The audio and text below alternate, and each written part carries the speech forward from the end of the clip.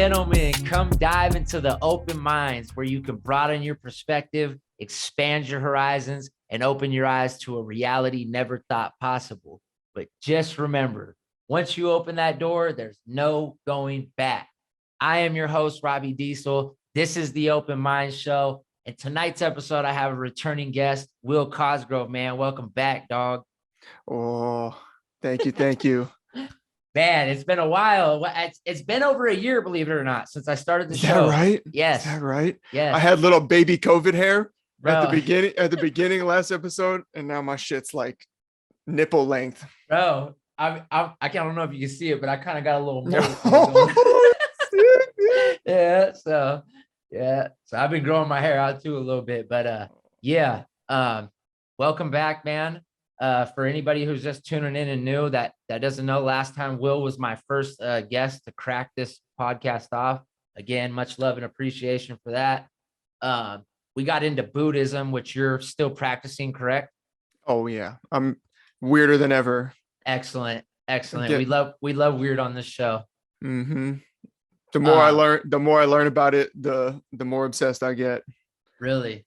Yeah. Oh, hold on. So I want to say this quote real quick. So I was watching Making a Murderer, this part 2, and the lawyer that was representing the guy that was getting framed by the police department, she was like, when you take a case, if it's true, or like if you have like an idea, the more you research into it and look into it, the more and more true you see that it is. And if something is untrue, the more and more you look at it, then more like things come to light and you're like, oh, well, this is obviously nonsense. So that's why I'm like becoming more and more unrelatable to this world, because I'm just like head over heels in love with this Buddha thing. Dude, that's so dope. I can't tell you how many times me and my lady have had talks about, as far as like, and I'm assuming when you say world, you're talking about like materialism, consumerism, just the rat race and all that shit. Mm-hmm. Yes, bro. Split between the two constantly, dude. Mm-hmm. But yeah, so tonight, I don't know if anybody knows, but July 5th, in Geneva, Switzerland, CERN was supposed to fire up the LHC, which is the Large Hadron Collider. Not the first time. This is the biggest one in the world, but as I've done a little research, there's actually quite a few of them. I think they're like a little bit into the triple digits, dude. So there's quite a few of them around, these hadron colliders. And basically they're huge rings, or I'm sure there's other blueprints to them, but basically this large one is a huge ring that's miles wide around the city in Geneva, Switzerland. And they basically shoot particles and atoms at each other at a high velocity of speed. They go around and around and around and around until they reach a certain speed, and then they try to make them collide into each other to observe how atoms and pretty much the universe, physics and stuff like that, correct? Yeah. So what they're trying to do is I remember like a long time ago when they started doing this, and then I would see all the YouTube videos of like, they're opening portals and it's the fucking end of the world. And they're like, and so I listened to like Tinfoil Hat. I listened to like Duncan Trussell podcast, like all the comedians that have like paranormal podcasts. I love that kind of thing. And then so I was really big into it at the beginning because I think because we're here talking about Mandela Effect, obviously, right? So I think that Mandela Effect is like, it's like almost a separate thing from the hadron. I think they are related. Mm-hmm. But I also think that they're not separate phenomenon, but it's not like the first time they ever like launch these particles at each other and then they open up a black hole and now we're in a new dimension. Like I don't like subscribe to that like exact description theory of what's going on. Like that's like kind of like the default Reddit like theory, but I think it's like a little more nuanced than that. Because you heard of Professor Michio Kaku? Yep. He's a physicist. So he built his first not hadron collider, but his first particle accelerator when he was 17 years old. Right. And so what he did is he took copper wire and then like a mile long and then ran in a football field and then just wrapped it around both poles and then sent some electrons through it and then watched the particles pop as like his own little kid science experiment. At 17. That's 17. And so essentially how they have built the standard model, which is like the quantum, it's not even quantum physics. It's just like the it's more basic subparticulate, like subparticle physics, is they're trying to establish like firmly the building blocks of what atoms are. So we got our matter particles, which are protons, neutrons, neutrinos, and then we have our leptons, which are the energy particles, which are muons, gluons, gravitons, and electrons. Fire. And so I mean, there's a lot more than that. And then so the reason that there's a big hubbub, and the reason that they built this like the super collider, the hadron particle accelerator, is they wanted to find this Higgs boson, which is what we talked about a little bit last time. And so obviously the God particle, right? The God particle, which is just like a. But Higgs and Bogues are the last names of the two scientists that work there, right? They're two. Yeah. Yeah. Okay. It's named after a guy. It's named after the guy that theorized it mathematically. Okay. And then he already passed away. And then they like started like, so that's the thing. That's like kind of like Einstein is he realized that space will condense around a gravity area. So like a high gravity area, then space will like bend around it. And he figured that out with math before that was ever observed. And so just based on the math, he's like, oh, I think that this is what is going to happen. And then later on is that ultimately saying that space is nothing until there's a gravity particle to create it? It's not. That's the thing, is that the science and the math don't really say what it is. They just say what it's doing. So before we get too into this, let me back you up a little bit. So you talked about you didn't subscribe to the theory that, you know, they shot these particles at each other and launched us into a black hole, the whole Reddit theory, you know, conspiracy theory. Ooh. I think that I think there's some to it, though. We're going to get into why I think there is something to that, though. And this is why I bring it up, and you kind of jumped quick into it, and I like it. But the Mandela effect, the reason they correlate is, I don't know if people understand this. We live in, you know, our body of rock that we're on is in space, which is in the universe, and there are natural occurring black holes out there. Yeah. So we could have been sucked into a black hole and not even known it. We may not even know the effects for 1,000,000 years, 1,000 years. We may never know the effects. Yeah. It may have been in such a big black hole it sucked up our whole universe. And we would have no idea. Exactly. So with that being said, as far as like the Mandela effect to go, it just kind of all correlates. Like that's particular like instance is like, to me, like a telltale sign of just like timelines crossing in general. Yeah. You know what I mean? So let's go over the Mandela effect for maybe viewers that are just like tuning into this. Somehow they haven't heard about Mandela effect. So apparently at some point, people had gotten into their heads that Nelson Mandela had died. Correct. Like they remember seeing news in the reports 90s, right? In the 90s. Yeah. Like the 90s, like the most famous person in South Africa, the man that ended apartheid, like went in jail for 25 years and came out and became president of South Africa, like the world's most famous man, like on level with Martin Luther King himself.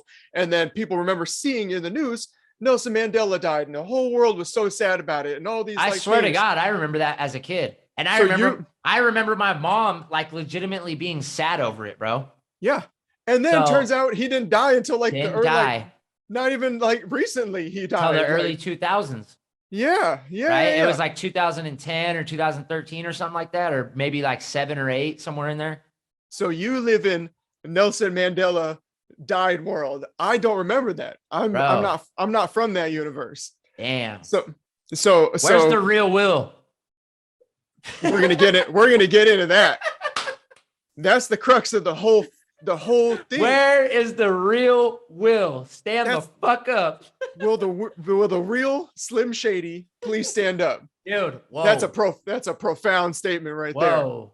So we're gonna talk about identity. We're gonna talk about like selflessness, emptiness, like the real nature of matter and the nature of mind. They all bend into this like little bubble. So what really got me into this is that because I love all things stupid and silly and sci-fi. And so like Mandela effect, blah, blah, blah. And I was like, well, that's dumb. Like, obviously Nelson Mandela didn't die. Right. Like, I don't remember that at all. Like, I remember like, cause I'm pretty like up on news shit. And so, I saw the Berenstain Bears thing. I'm from Berenstein Bear world. Okay. I had like stacks and stacks of Berenstein EIN Bear books. I watched the cartoon. I watched the whole thing. I was really, really into that book. And then it said, look at this. They were like, look at this cracked out shit. And then it said Berenstain Bears. Yeah. And that sent me into a fucking spiral where I have not returned from it. So Like, I remember the Steens as well, not the stain. yeah. So we're from Steen world. But as you can clearly see right here, without my light being in the way, that's stain. That is sickening.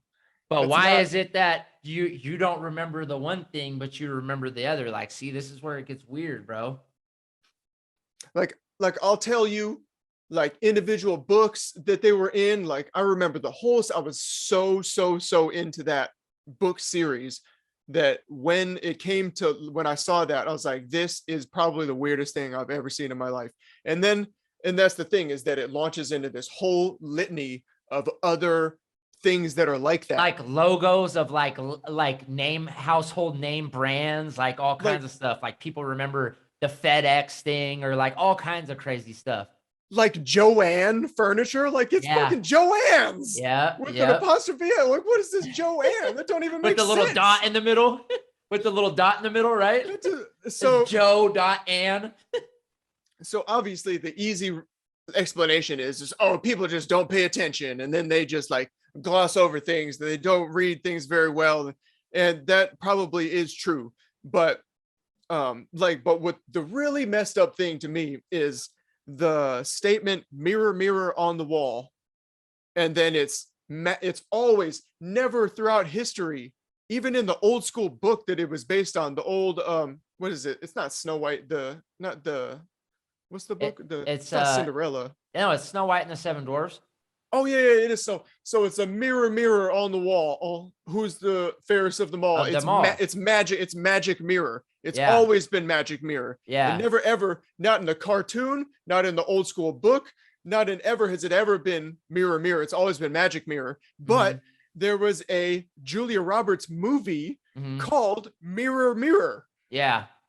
So where did they get it? So the writers of this movie, like, totally glossed over the whole fact that it's always been magic mirror, and they wrote a whole movie script and a movie based title on mirror, mirror, based on mirror, mirror that's never existed before. But how many like versions of Disney movies do you think there were? Oh, I know. Because you got to remember, like back in the day, like I'm wondering, because you know how like, okay, so like say like in the 1950s there was a whole different like Mickey Mouse saga, and like what you could say, what was acceptable compared to like today. You know what I mean? Yeah. But then they say like they created, this is a remake of a classic. You know what I mean? Like, so yeah. I wonder if they were actually doing that at Disney. Like, what if somebody got a different copy, like a copy that wasn't edited correctly on a VHS? God. So it actually did said mirror, mirror on the voiceover. And they're like, oh, cut that one. We actually have to say magic mirror. Yeah. But that doesn't explain the Bernstein Bears. That doesn't explain Mandela dying. Unless there was like some crazy hoax in the news. Like, I'm sure we can get into like all these like things and have like a logical explanation possibly that you could ponder on. But yeah.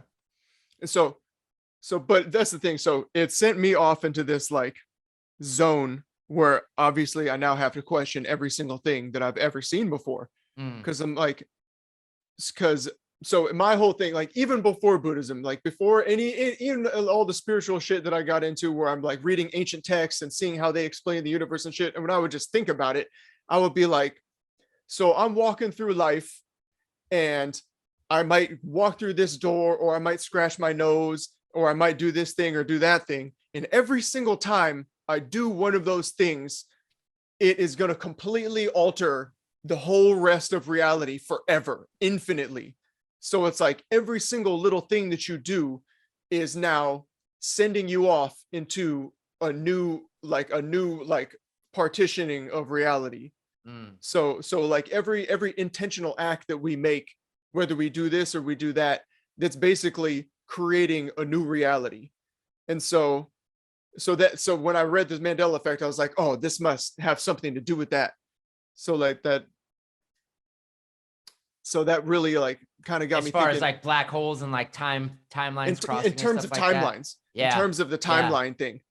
So I remember being like, even when I was a kid or like with my friends or something, and then something would happen where somebody would be like, you remember this? Or like that I said this at this point, and I would just look at them crazy, like that did not happen. Like, what are you talking about? This is what happened. And I said this, and then you said this. Yeah. So it literally like sent me off in the spiral of questioning, like, oh, fuck, what if I'd like waltzed into some reality where that thing that they're talking about happened? And then I'm just like over here in crazy land, like taking crazy pills because I'm literally from a different timeline. Yeah. It got me thinking like that. It does. It does get you thinking. And you know what's even crazier for me is like when you have a family, you have like a wife, you have a kids and stuff like that. And then you start looking at them and you're like, not to say like I look at them like any different than I love my wife and I love my kids, but you really like you question it on like more than just yourself. You know what I mean? So imagine going crazy on yourself, but like with your whole existence, with your family, like these kids that you watch be born and stuff like that. Like it's crazy, bro. I completely understand where you're coming from. Yep. Okay, so there's a philosopher, and a German philosopher from like the 20s. His name's Friedrich Nietzsche. You ever heard of Nietzsche before? Nope. So Nietzsche had this theory. This is just him like kind of like going crazy, like going off the deep end in his own way. But he developed this idea called like the infinite recurrence theory, where he was saying that because space is infinite, because time is always moving and always going and going and going, that essentially like reality itself is cursed to repeat itself instantly. So given infinite space, given infinite time, every single thing that happens somewhere in reality, that exact same like set of particles and set of like mental intentions are all recurring in the exact same way, you know, like infinitely all the time, forever, like in a different reality. But I mean, there is only one reality, right? There's one God, there's one, you know, self, there's one reality, but different instances happening simultaneously. It's happening simultaneously. But at the same time, given that infinite recurrence, there's also infinite variations, where there's a reality where I snap my finger this time, and then there's a reality where I didn't snap my finger, and then that would be the only difference in the reality, in that reality. And every other thing that ever happened is exactly the same except that one little thing. And so what's really trippy is that Buddhism kind of says the same thing. Okay.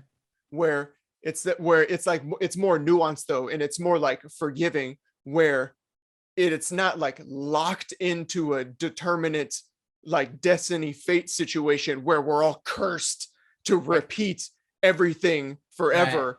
Right. There obviously is choice. There was the choice for me to snap my finger at that point, but it does hold though that space and time are infinite in backwards and forwards. So it does have that like ability for the exact same thing to be happening again and again and again.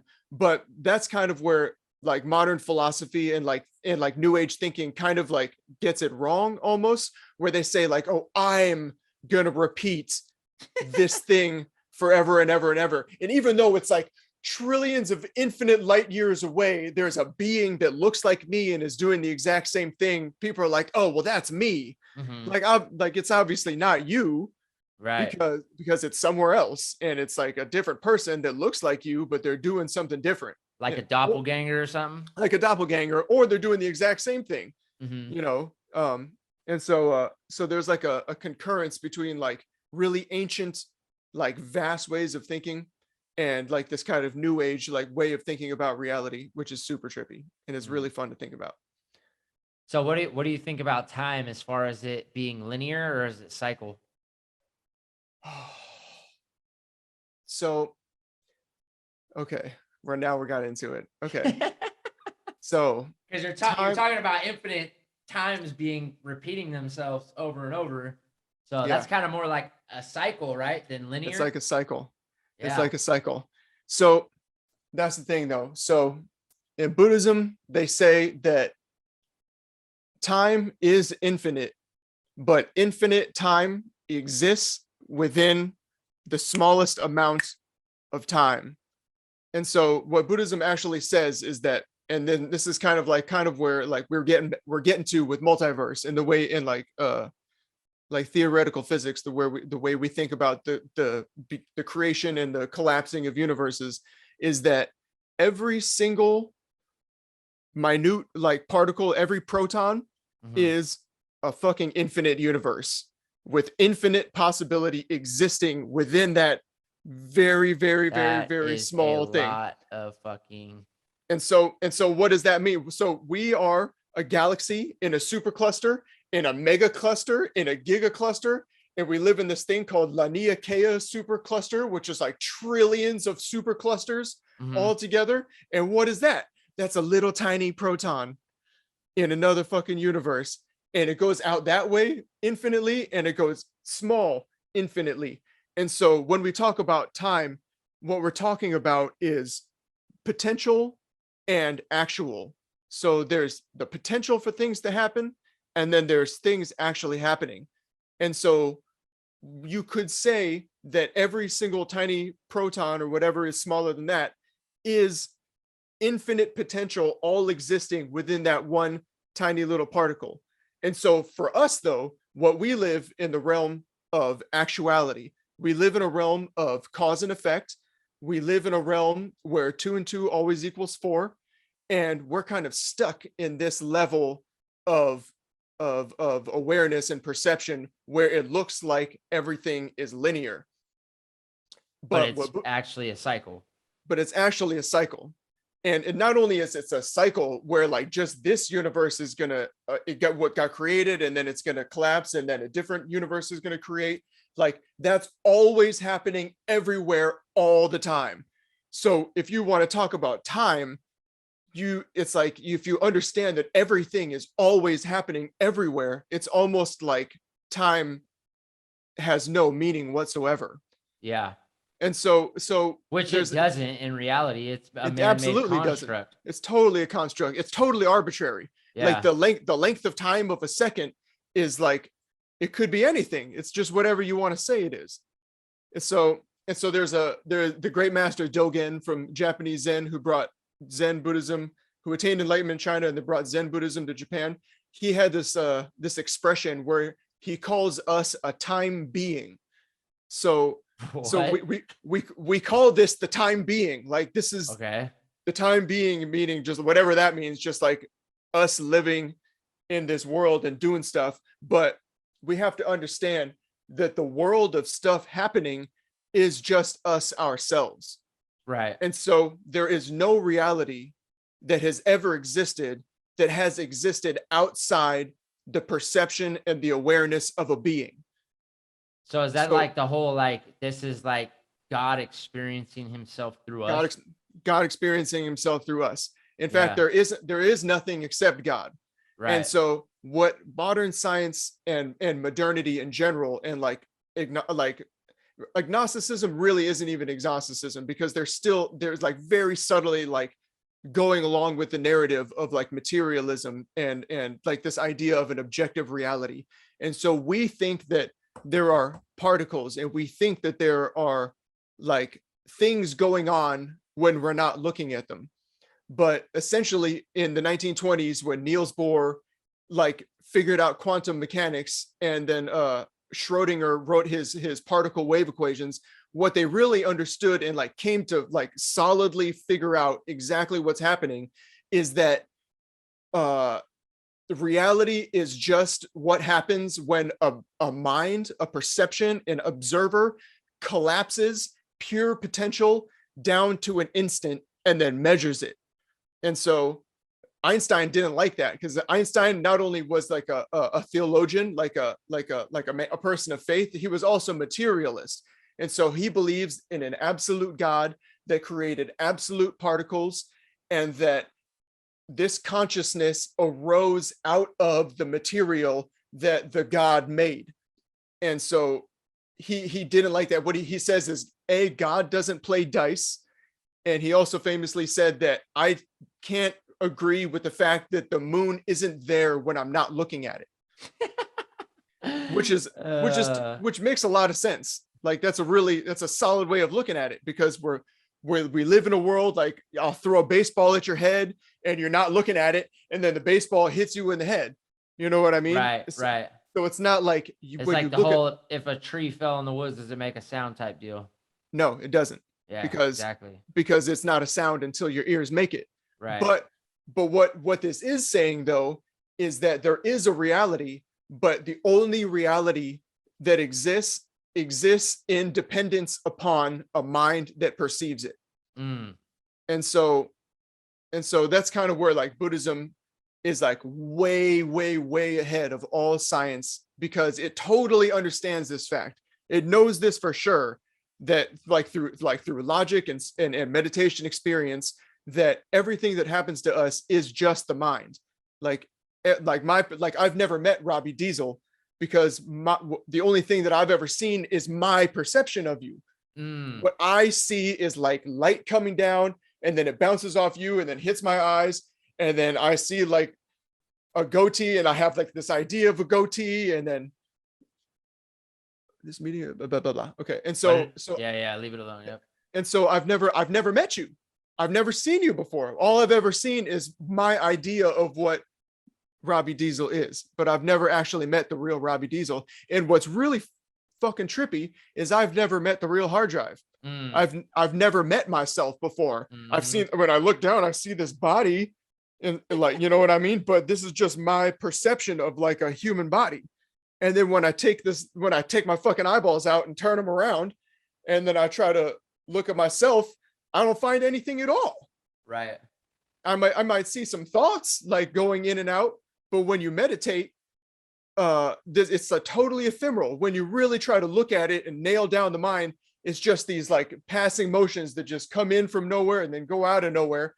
And it's basically nowhere to be found. So basically the point that I'm trying to get at is that the way Buddhist looks at the universe as being infinite, full of infinite potential and infinite universes and every single little tiny particle, which means that this body that I'm living in is actually infinite universes, like a cloud of infinite universes.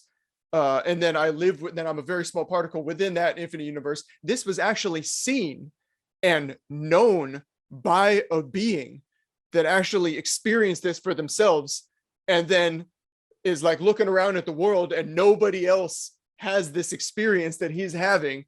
And so then he has to try to like first he has to teach them about it and like put it into like a frame of reference and language that you can understand.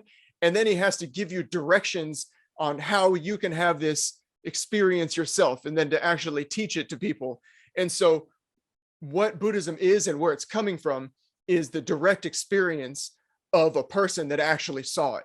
And what science is coming from is a place of complete ignorance, and you're just like throwing shit at a wall and seeing what sticks. Observation. And just observation, but not from an enlightened being. It's just like regular old dude, doesn't know how to meditate. Okay. Like a guy that we consider high IQ. Yeah. I was talking to my buddy about this the other day, dude. I was like, okay, like that's cool. Like we know what we know, but imagine like a scientist, like somebody who's like really smart, like on books, like he could take an IQ test and like professionals would perceive him and be like, oh my God, this guy's like borderline genius type shit. Now, somebody with that type of mind, you got to imagine probably like knows the answers right here to most of the things that we're talking about mathematically, because he can do it out of math, just like Einstein. Like he knows it to be true. So this guy becomes a scientist, so he gets backing in this money. And then to prove it to the world, he takes these equations that he knows to be true in his head and like I'm going to demonstrate them for the world. I'm going to jot down the fucking shit. I'm going to demonstrate it. And like, you know, now we're talking about like mad scientists and shit. Like maybe these guys really aren't moronic. Maybe they're just like, they don't have a care in the world. They don't have a girlfriend. They don't have a life. They don't have kids. Their life is science. And they're just like, oh my God, I got to like prove this answer physically. Like I know it in my head. I know it, but I'm physically going to show the world that this is fucking real. You know what I mean? and I have the money to back it, and I have the facility, and I have all the technology I need. So get the fuck out of my way. I don't care about the consequences. And then they do it. And that's when the hadron collider comes in.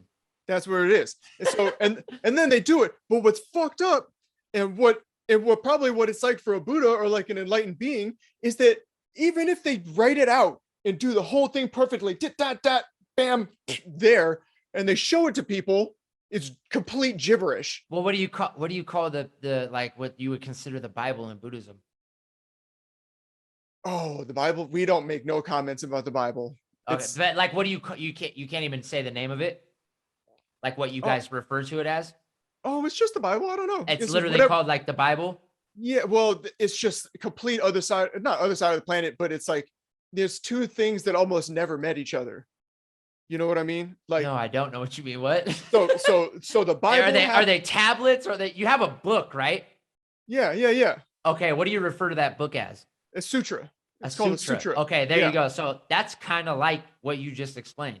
You could write it all out, write it all out. Yeah. Somebody has experienced physicality, right? Yeah. Just on a spiritual plane.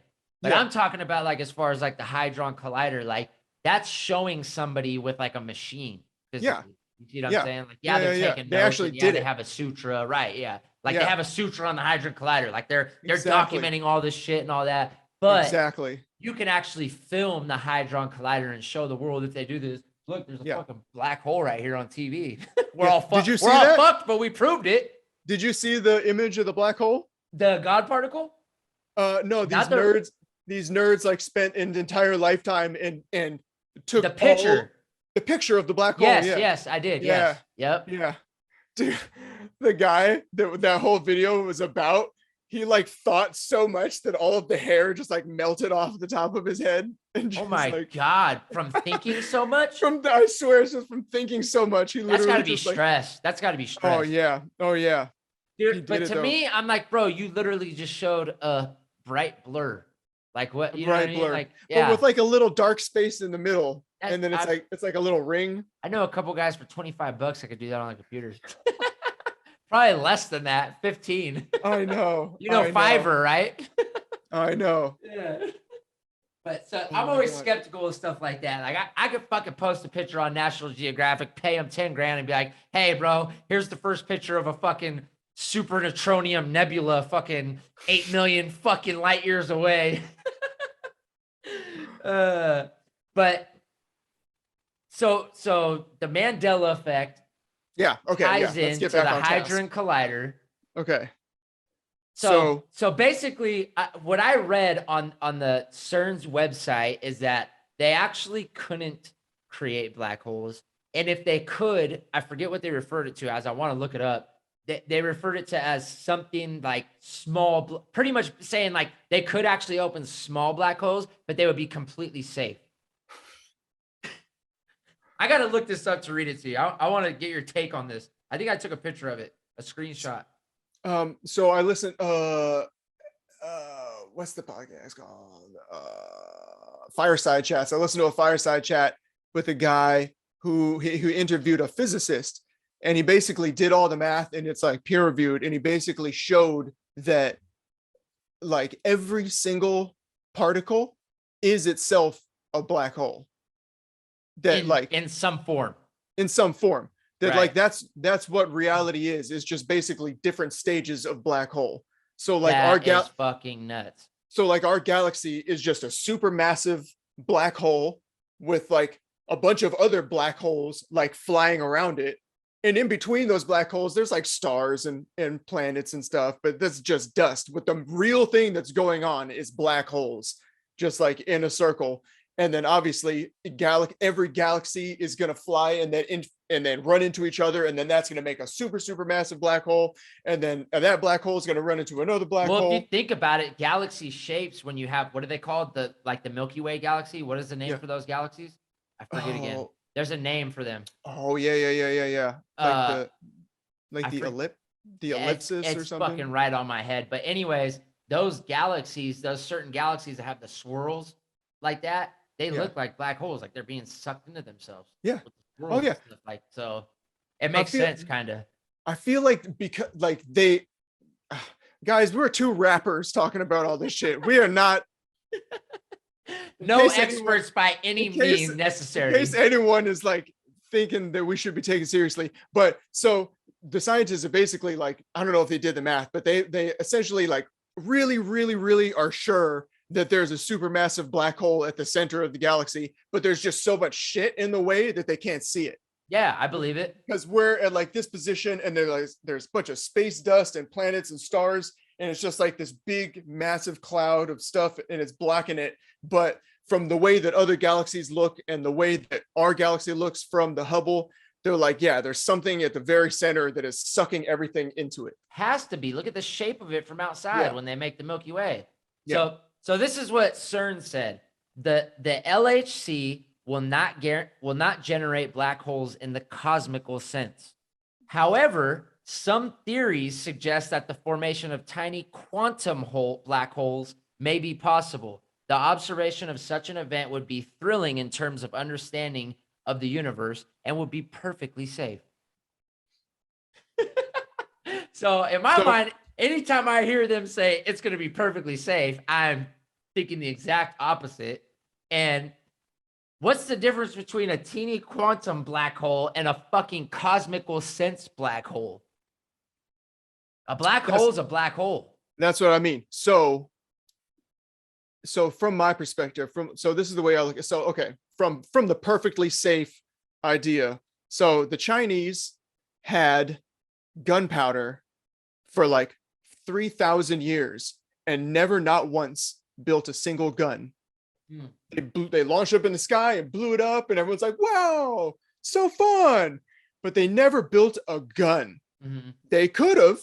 Mm-hmm. They knew how to do it. They had metal. I'm sure they understood that you could have a projectile with some fucking gunpowder behind it. And if you launch that shit out, it will absolutely eviscerate whatever is in front of it.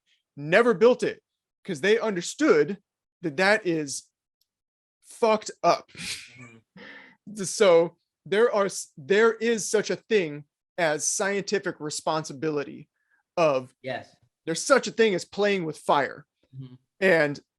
And so that's so from my perspective of it, and I kind of want to get into like the idea of what a universe is, and if tiny particles are itself a whole entire universe, if you're going to launch two supercharged ionized protons around this thing to or fucking colliding with each other, you're fucking exploding two universes. Yeah, inside of a universe. And then blowing them up.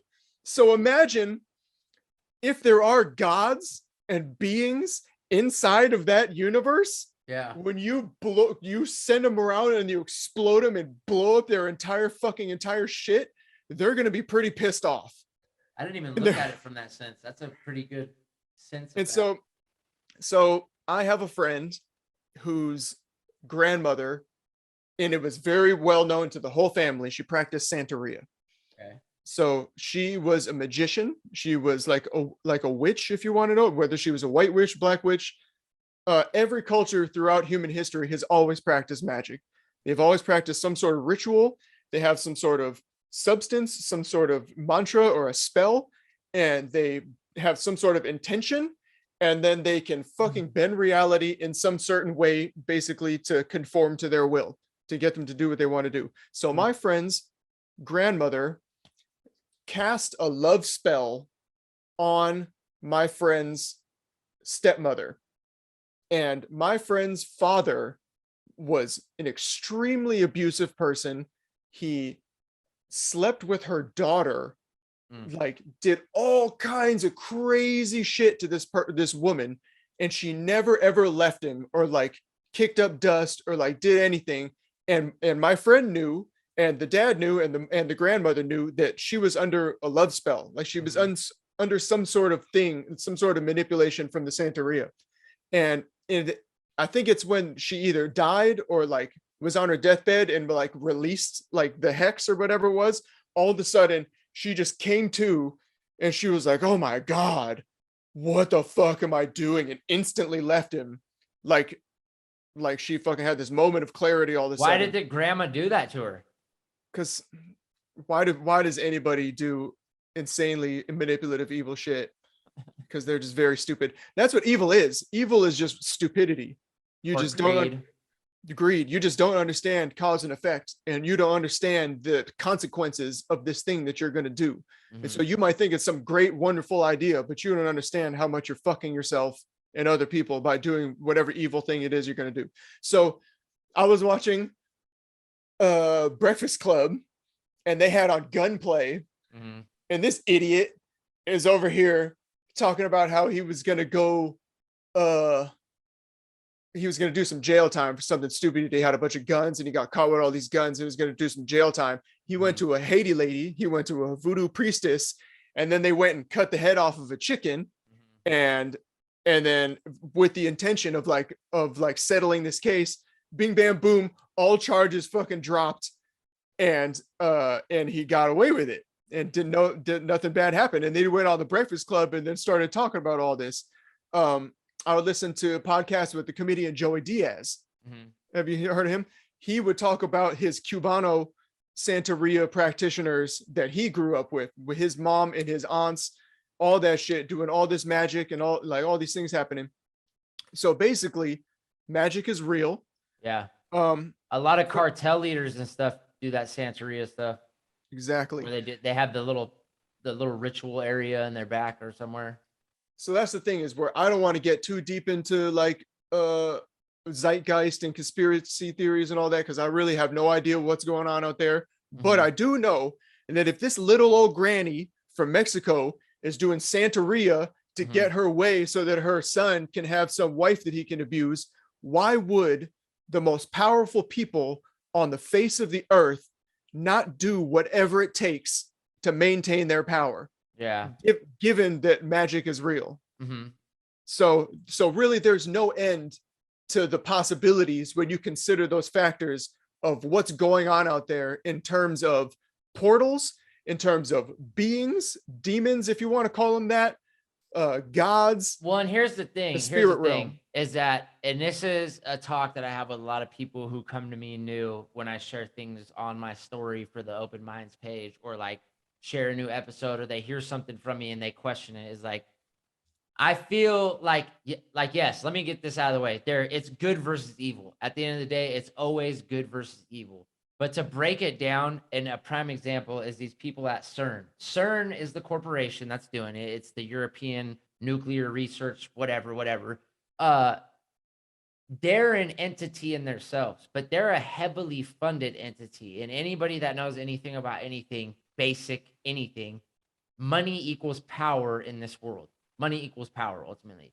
So you have these guys at CERN that have a bunch of money from all these European donors or whatever, wherever it comes from. They hold a certain power and statue in their area, in their region. So these guys have their own agenda. You have rogue Navy that have huge funding, that have black ops off the books type shit. It's called the Black Navy. It's within our Navy. It's legitimate. It exists because everything's so decompartmentalized that you get these people in these certain sub areas that have all this funding, all this power, all this access to all this stuff.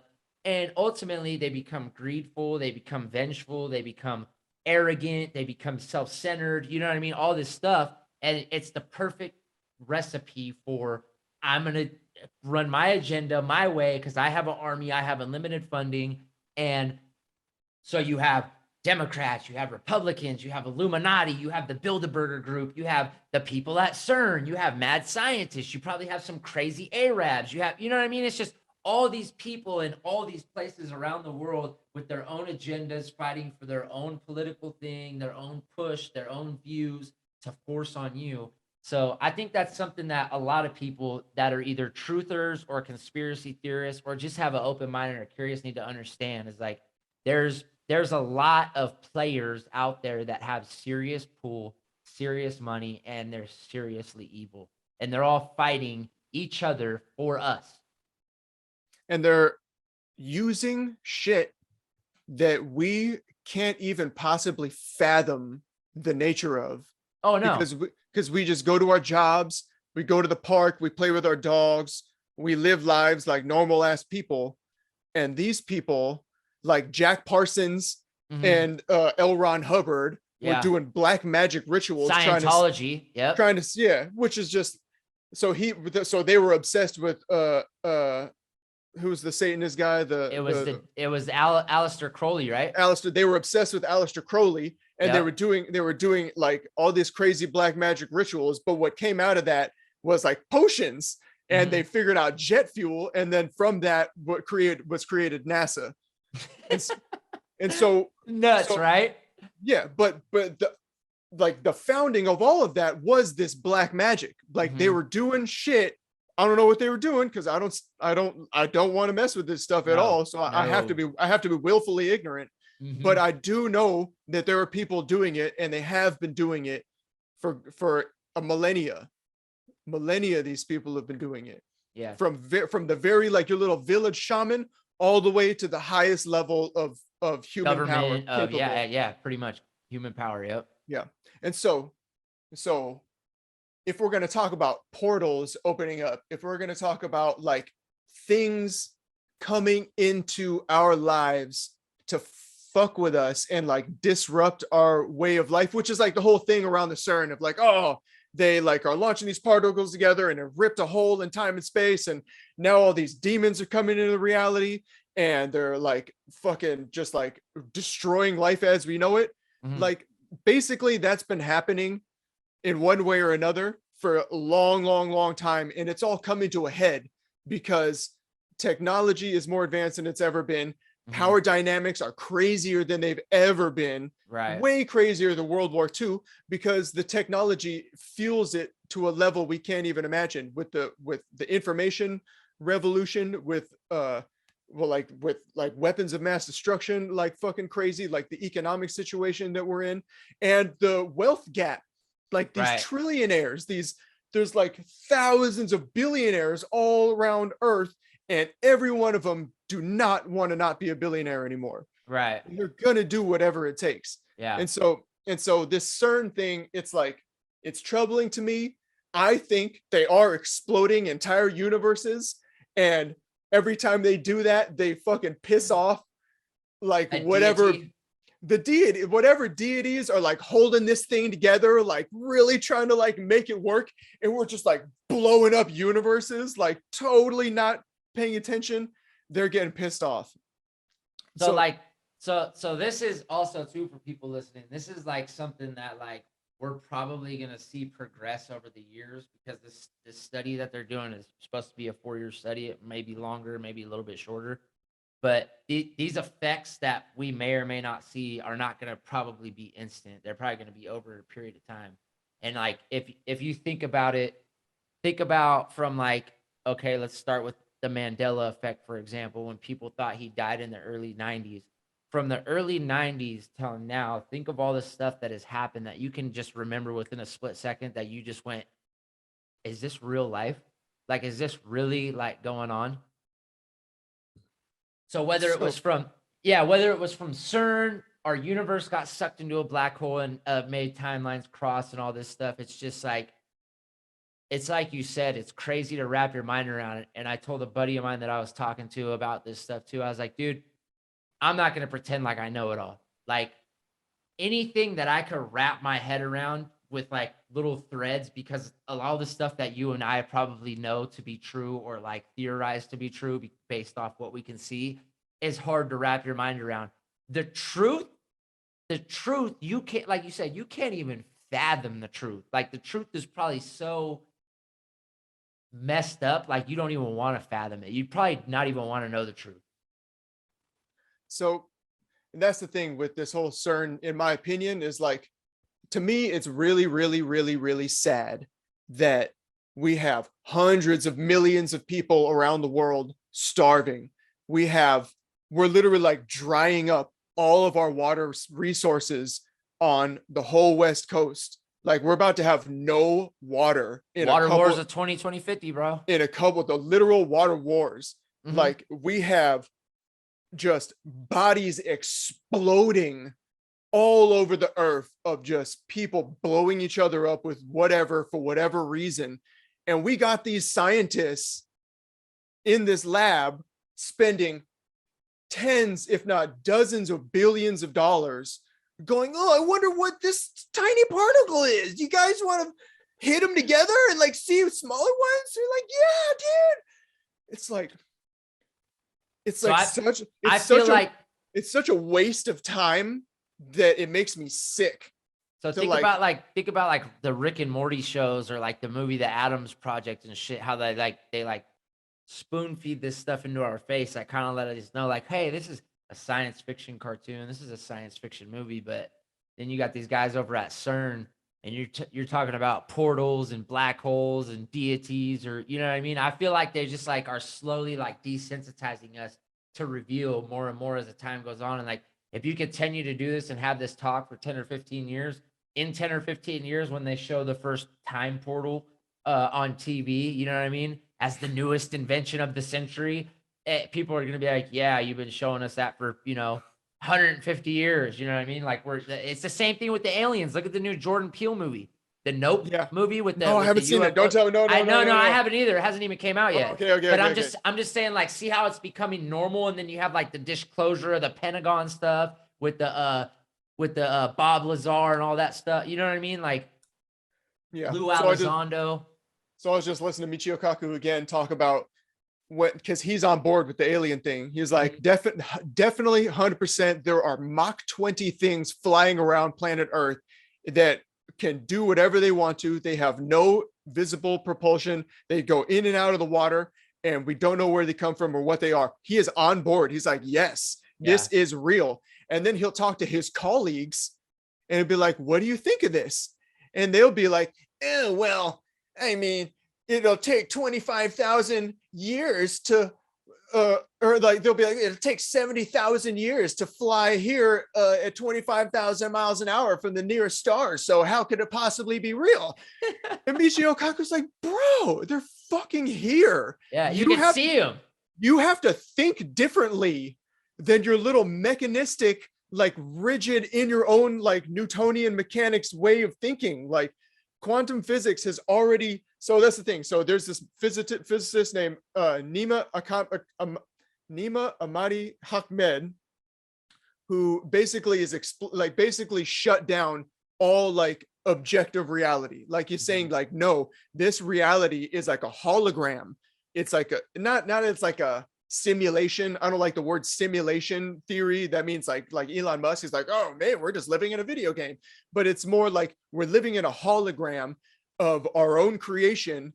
And Buddhism says we live in a world of karma where we use concepts to create a reality for ourselves. And every single being has their own reality based on their own set of circumstances. And so and then there's a physicist named Donald Hoffman who says the same thing. I think right here you should put a little link, like a box to some. Donald Hoffman is like basically explaining how objective reality is a thing of the past, and it has been for decades. But all the rest of physics, because it's so compartmentalized, they're all still stuck on their own little thing, trying to prove their own thing when they don't even realize their thing has been disproven a long time ago, but they're still just talking about the same narrative over and over again. And it's like irrelevant at this point. Like we should be beyond this. So Nikola Tesla said, who was the greatest scientist of the last century. And he was so smart and he so understood like the nature of cause and effect that he would think of an entire experiment in his head with all of the moving parts and all the components. And then he would turn it on and then see if it would work. And if it hit a glitch, he would correct the glitch in his head. And then later on, draw out all of the blueprints by hand. And then he would hand it off to somebody and say, go build this. It's going to work. And then it would work. Yeah. And so his quote was, the next frontier of, this is a paraphrase, the next frontier of scientific research is when we begin studying things that are non-physical. In a spiritual sense. In a consciousness sense. Study the consciousness. And when we do that, we will make more progress in 10 years than we have in the last 100. And we haven't even begun to start doing that in like mainstream science and mainstream physics. Yeah, because I feel like there's scientists that have, but they don't get, they get called crazy by what you would say peer reviewed.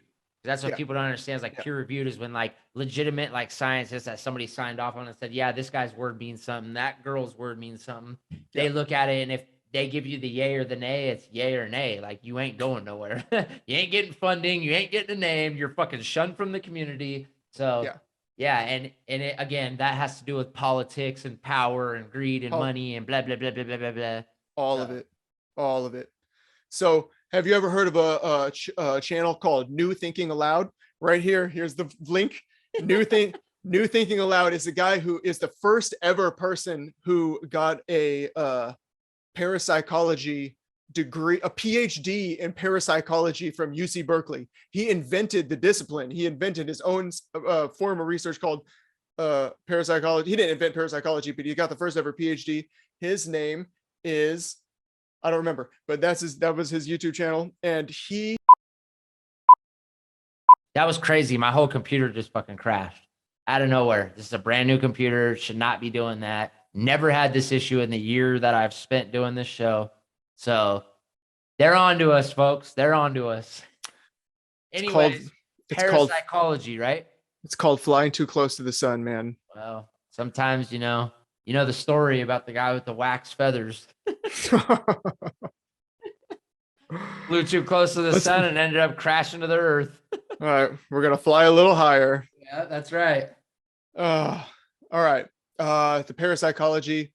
The first man to get the PhD in parapsychology. What was his name? Jeffrey Mishlove.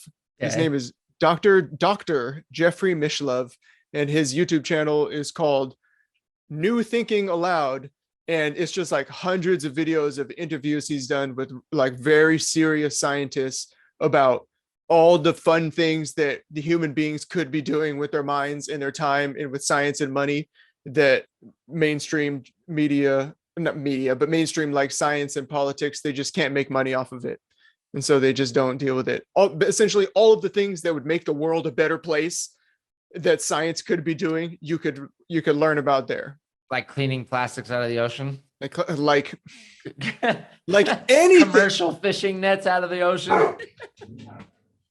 like anything that they do that is just such a waste of time, like the CERN thing. Sorry, did you hear my dogs? My bad. Yeah, you good. It's so does the sutra talk anything about something similar to the Hadron Collider or like particles coming? Nothing?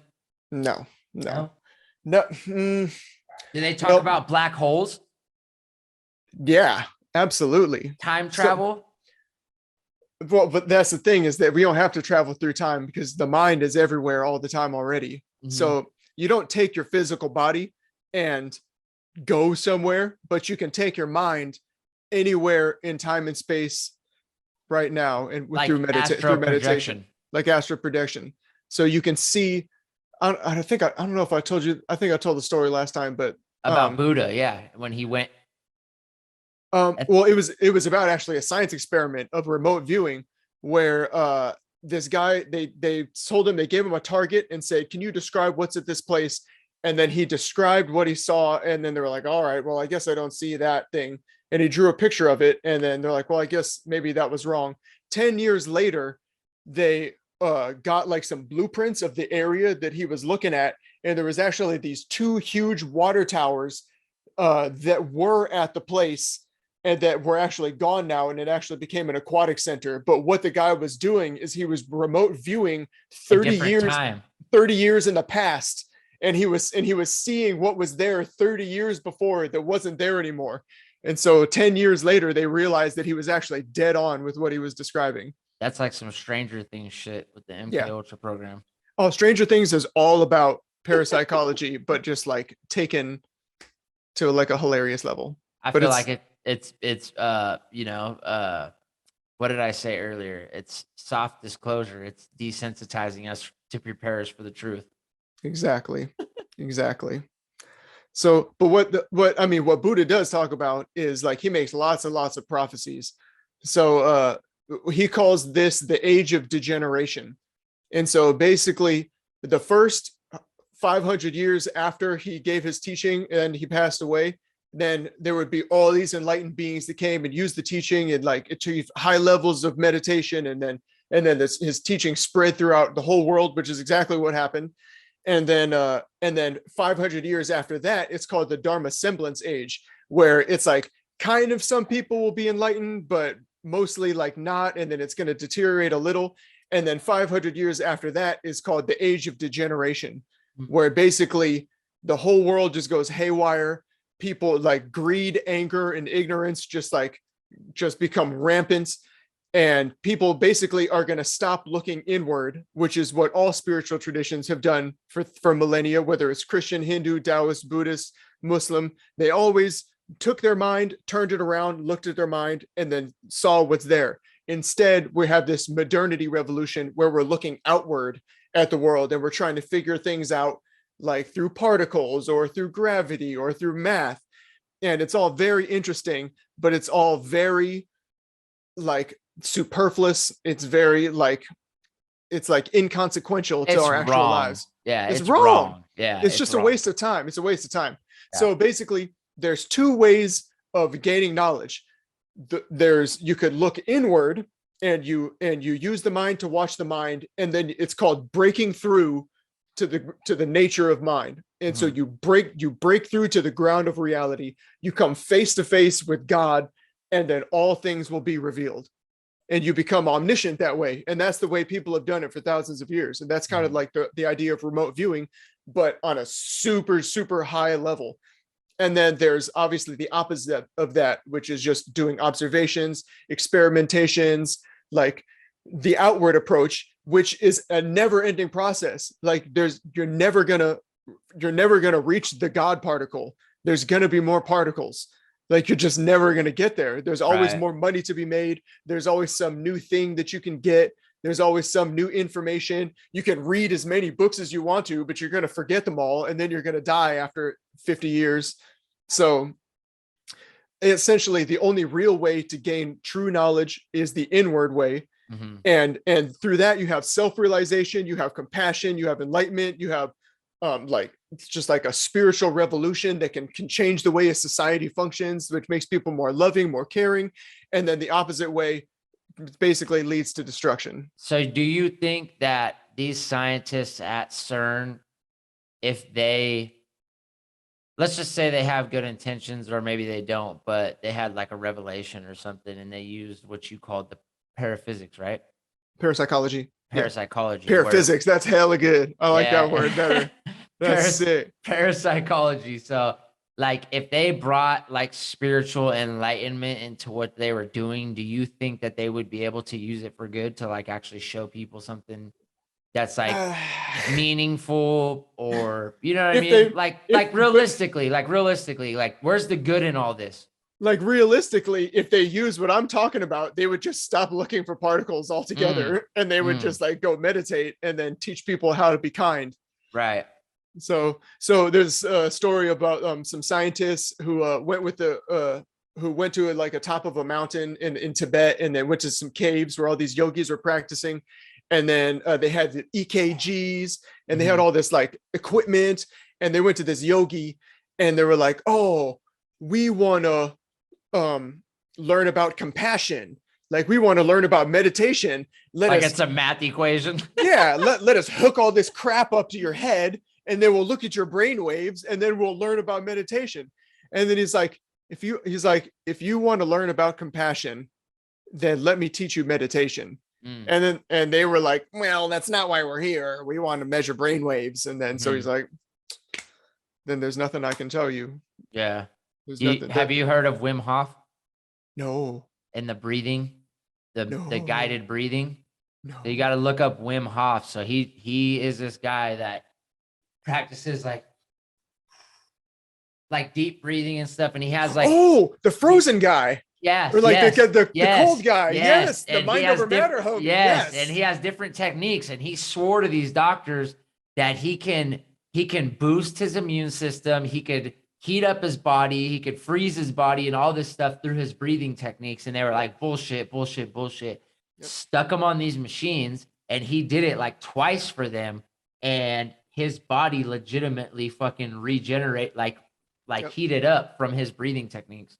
And does my mainstream science care at all? No, It's literal but proof right there. how is that any different than what you were talking about, practicing the Santeria with the lady? You know what I mean? Like she's obviously she's doing that to somebody else, but if she could do it to somebody else, she could do it to herself. You know what I mean? Yeah, So it's the yeah. same thing. It's using the power of your God-given tools, pretty much. I guess you can call it that. And I know some people have problem with God or whatever, but it's the tools that you possess. Everybody possesses them. So It's how you use them. so that's the thing with Santeria and any spiritual tradition that, okay, I honestly, I don't know about these like things very deeply, but essentially there's, like you said, there's using your God-given human potential power Mhm. to do miracles in the world. And the opposite of that is you make offerings to some sort of spirit. Right, You cut the head off of a right, chicken as an right. offering to some god, and then they do it for you. So, Okay, okay. so There the you go. so there's the first one, which Mhm. is genuine. That's Right, real. right. That comes from the soul, and good can come out of that. The other one, you got to pay that karma back. You're Mhm. not actually Oh getting yeah, any. there's consequences for that shit. You're not getting anything out of that situation. You're Mhm. in fact, if you cut the head off of a chicken, like trying to do some magic, guess what? Your next life is going to be. You're going to A be on. chicken. You're going to be on an assembly line, getting your head Yeah. whacked over and over again. Like that's. I don't know. I don't know if that's true. So did you see the Georgia Guidestones? Did you Yes. see that? Did you see that? So they got the explosion on camera. They blew up the Georgia Guidestones. Why didn't they show the people that planted it? Yeah, they saw the car and they saw the explosion. Yeah, I But know. there was no I people? know. I know. But there was no people, or are they just not showing it because it's still under investigation?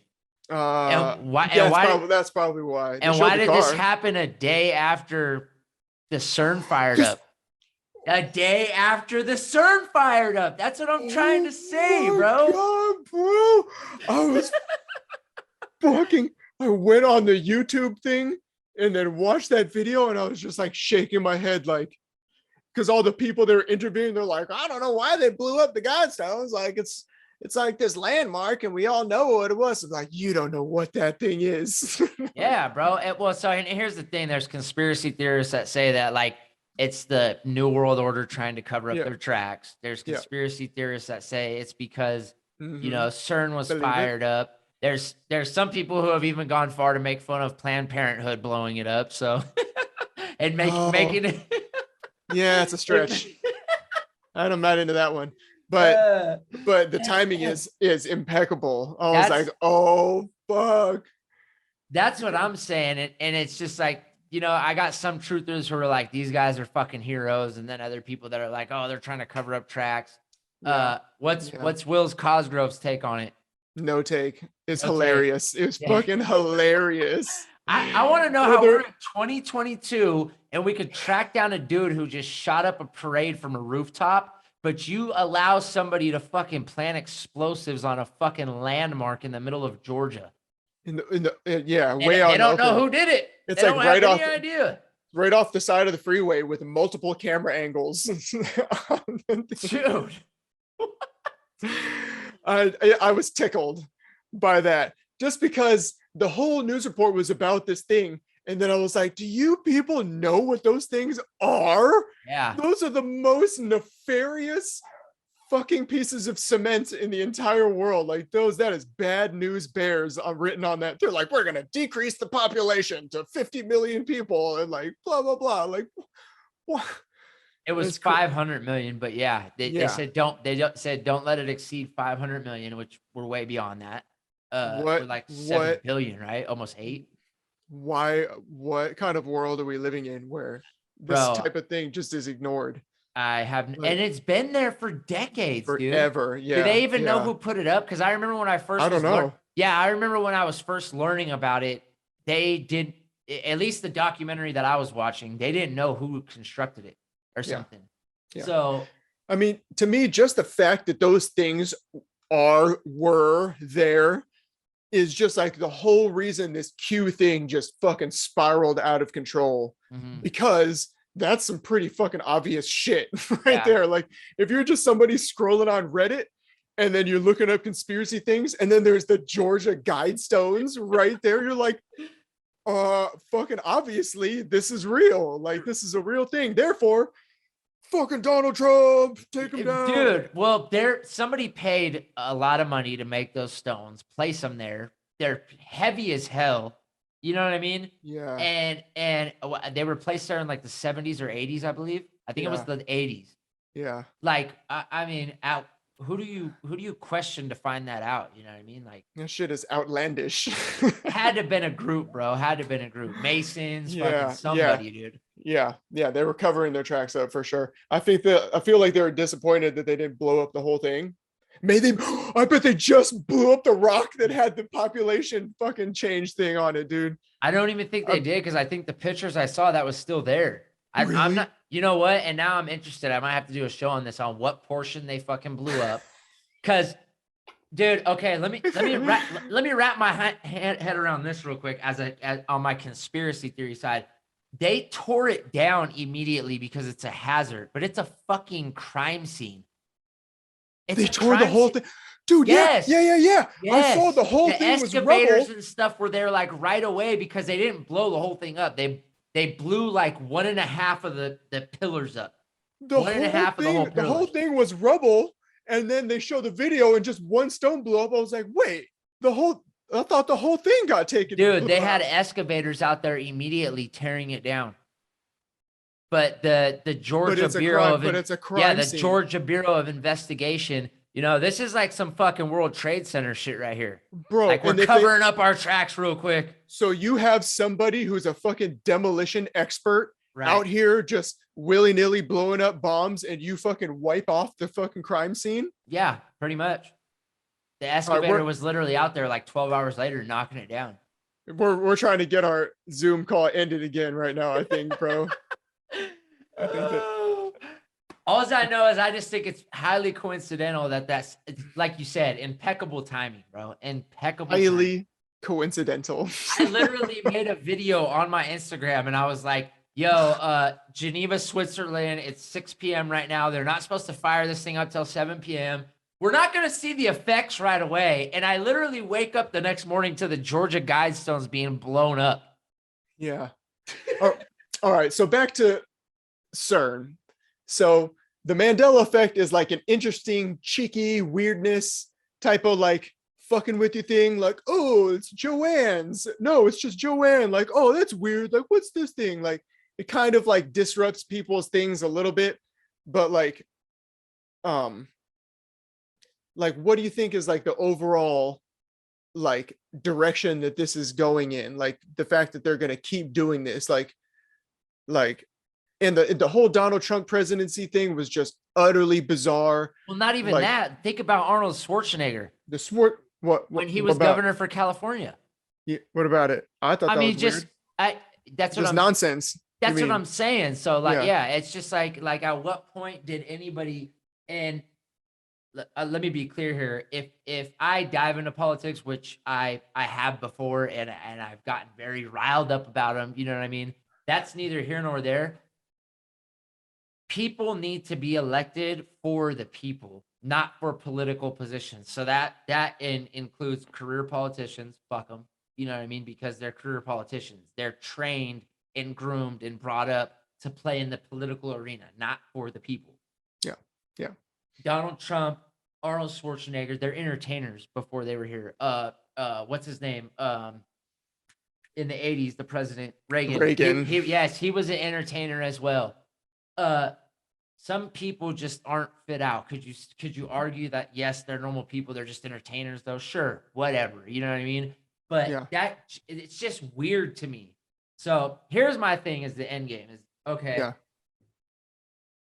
We've, in my opinion, we've already had timeline tampering, regardless if it was from CERN, another particle accelerator that was created before CERN that went haywire. Or if that's just something that happens all the time naturally. Right, exactly. From the universe being in constant black holes. Right. Yeah. So again, to me, without a doubt, we've had timeline tampering. I don't know if it could get any worse in the terms of us seeing a black hole appear on TV and all of us suck into it and everything's over. I don't think that that is going to happen. I really don't. But I do think things are going to get a lot more weirder, a lot more worse. And I hope I'm wrong, dude. I have kids, I have a family. I hope I'm fucking wrong. But Mhm. by 2030, I can guarantee you we're going to be ramping up for water wars. By 2050, water wars is going to be at least 15 years in. There's going to be regions that haven't seen water within 10 years, fresh water that you can drink. And it's going to get bad, dude. It's going to get bad. Yeah, I don't want to be an alarmist, but how could you not be in the way that we are doing things currently right now? Like, there's not a single thing that we're doing right, like, No, in terms of no, humanity. Like no. every possible horrible thing that we could do, we do exactly that. So and here's to touch on that.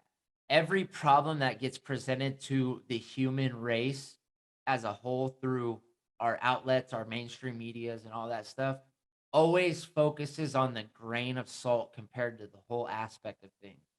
yeah, And you could use a prime example of the whole abortion thing. Like, you're focusing on the right of a woman to kill a baby, but yet you want to save kids in schools by taking away guns. You want to do this, you want to do that. Now, granted, my opinion on that doesn't matter, but you're focusing on a grain of salt. Whether they allow abortions or not, there's pros and cons to both.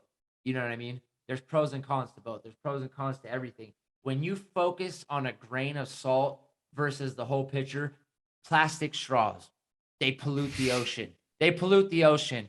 Let's go to paper straws. Let's go to paper cups. Let's outlaw plastic straws. Guess what? You know how much percentage of plastic straws make up pollution in the ocean? 0.0001%. yeah, All yeah, plastic products that we have, as far as like water bottles, plastic straws, plastic cups, they make 0.003% of the ocean. You know what really causes pollution in the ocean? Commercial fishing. hmm, Commercial fishing is accounted for 78% of all pollutants in the ocean.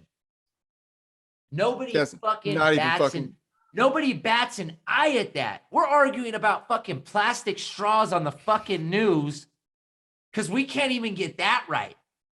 Like you just said. So Yeah, so it's it's the whole thing. It's like, you know what? If somebody wants, you can't focus on the grain of salt. You yeah, can't focus on the yeah, grain of salt yeah, because you could argue about the grain of salt the whole time, but the bigger picture is we are heading towards the place. Here's my opinion: we have enough resources for everybody for a long time on this planet, from fresh water to fossil fuels. And they call them fossil fuels. They're not even made out of fucking fossils. The whole fossil part of that is like such. They make that on purpose to where you think that there's a limited amount of it, and it's so fucking like that's how like easily like misguided we are as a human species. You know what I mean? hmm, So it blows my mind, and I like to pride myself on being a truther because sometimes the truth is what meets the eye. yeah, yeah, Sometimes the truth is what meets the eye. But we are easily manipulated beings, easily hmm, manipulated beings because of hmm, exactly like you said. We are conditioned to focus on the outside rather than on the inside, and trusting yeah. our intuition, trusting our instinct, not worrying Trust, about the trusting our experience. right, not worrying about the next new car, the next new this, the next new that. And don't get me wrong, dude, I'm fucking into that. I have nice cars, I have nice things, and I have some sense of pride because of those things. Is it wrong? Probably. Do I work a 9 to 5 and have kids and have my own shortcomings in this and that make them easier? Absolutely. Hmm. But we need to come together as a society and work on ourselves. You know what I mean? Work on ourselves. I got to work on me. Will's got to work on Will. I can't work on Will for you, and I can't be mad at Will if he's not No, willing to fucking work on himself because I ain't fucking no, responsible for that. yeah, You know what I mean? yeah, So exactly, exactly. that's where I'm at with the shit, bro. You nailed it. Yeah. So that's the big picture. is that's what the whole CERN thing, the whole way that humanity is going. It's always just this outward versus inward thing. And it's gotten to the point where we have completely forgotten about the inward. That it in our day to day, it almost like never strikes our like attention to ask ourselves like, what's going on in my mind? Like, what am I doing right now? Like, where is my focus? Where is my attention? And if you do that, if you make that a regular practice, you'll always catch yourself like just going off on some thing that is really like irrelevant to your life. It's unhelpful. It's hurtful to your mental well-being. And if you're not stable in your own mental well-being, then you can't be there for your family. You can't be there for your job. And there's just like, there's this whole spiraling thing that we're doing. It's because we've forgotten about the inward. So if I was going to end this anywhere, is just that, is that we need to use our minds to watch our minds. Your other people's actions are not your actions. You know, they're not like what other people doing should not affect the way that you feel inwardly. And also it shouldn't affect the way that you think about them and treat them, because we all have our own circumstances. You know, if you like the way things work, like if you were in the position of a Russian soldier who's out there like dropping bombs on innocent people in another country, there's nothing that would say that if you were in the same position, you wouldn't do the exact same thing. So it's like a blame game of always like pointing the finger at the whole rest of the world as to why things are so fucked up, when absolutely the only answer is to point the finger back at yourself. And I'm not saying like victim blaming. I'm not saying like you know, like saying that there's nothing wrong with the world, you all need to just shut up and that type of thing. But it is just like accepting responsibility for your own karma, for your own intentions, for your own mind and your own actions. Everything is your point of view. Yeah. Yep. How you look at things. So yep. Sure, So, bro. yeah. Ram Dass said, we take care of ourselves so that we can take care of others. Hell yeah. That's it. So look, I'm gonna be out there in a couple weeks, bro. We gotta get a meditation session in or something. Yes. And I know you got some dope meditation spots. I do. I know you do. We got to get some in. We'll go to my tree. I got a tree. I got a tree that I go to. I'm so down, bro. It's the gnarliest tree in all of Sac. You'll see it. I might not be able to do like 30. Actually, I did do like a 40-minute session. We got this little life coach that we've been fucking with, dude, that we did a 40-minute session with him and shit. So it was pretty cool. And it felt like 10 minutes. But I want to correct something that I said last time. I was like, yeah, just sit until your whole body hurts. My teacher said little sessions over many repetitions. So short periods over many times, maybe just even like 3-4 seconds, maybe a minute. And then when you do that, you'll get into it. You'll really feel it. You'll touch reality. You'll find your center. And then when you're really like grooving and you're really feeling good, you should stop it there. And then in your mind, you'll have a positive association with meditation that way. Yeah. So you'll be like, oh, fuck, can't wait to do it again. I was really into it. That's how you do it. That's smart. Yep. Well, hey, short sessions, many repetitions. Hell yeah. Bro. As always, dog, I appreciate the conversation, dude. Thank you for coming on the show again. Of course, man. We're definitely going to have you on again soon, dude. I know there's plenty of other topics we could talk about for hours. Absolutely. Peace and love to you and yours. All right, man. Have a good night. Peace. All right, dog. Night.